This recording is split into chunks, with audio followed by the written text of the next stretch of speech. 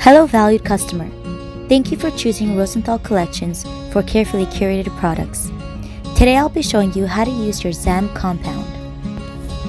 Zam is ideally used on metals, soft stones, epoxies, and plastics for a bright and new shine. Room temperature Zam is very hard. The more friction you apply, the softer your Zam will become. To begin, crayon your Zam onto a lint-free polishing cloth.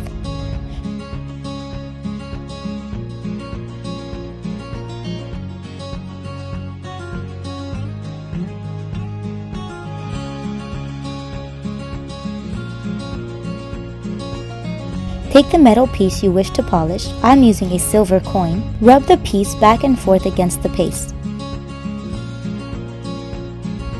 And voila! Shiny and like new. It's that simple. After watching this video, you still have questions, please feel free to contact us. Thank you for watching.